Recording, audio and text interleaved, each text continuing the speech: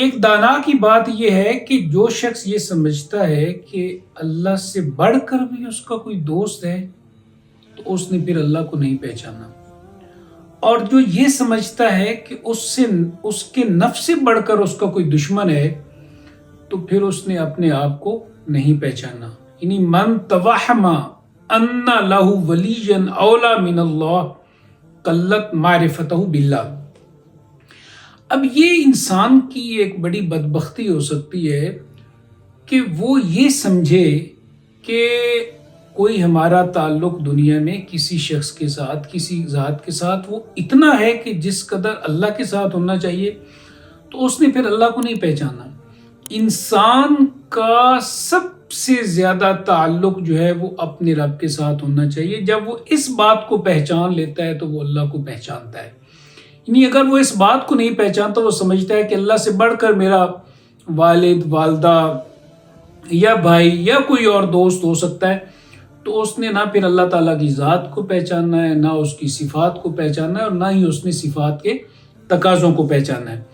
تو اس لیے بڑا ہی ضروری ہے کہ ہمیں سب سے پہلے عالمین کے رب کی معرفت حاصل ہو۔ اگر ہمیں یہ معرفت حاصل نہیں ہوتی اور ہم دنیا کے جو سہارے ہیں ان کو تلاش کرتے ہیں، تو کسی نے کہا ساری زندگی جو ہے، ساری زندگی سہاروں کی تلاش رہتی ہے، ساری زندگی سہارے فریب دیتے ہیں۔ اور دوسرا، انسان کا جو سب سے بڑا دشمن ہے وہ اس کا اپنا نفس، اس کی اپنی ذات ہے، اس کے اندر پیدا ہونے والی اس کی خواہشات ہیں، اس کے جذبات ہیں، اس کے احساسات ہیں، جو یقیناً اس کو ایک ایسی وادی میں لے کر جاتے ہیں جہاں پہ انسان اگر گڑھے میں گر جائے تو پھر نکلنا بڑا مشکل ہو جاتا ہے۔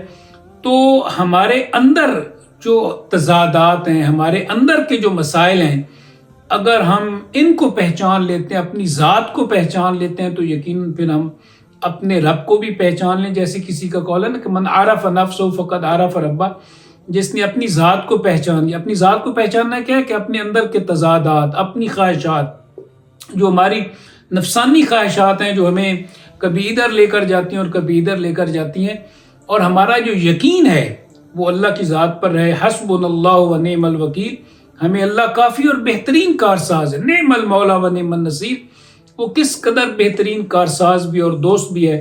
اللہ تعالیٰ میں اس بات کی توفیق عطا فرمائے۔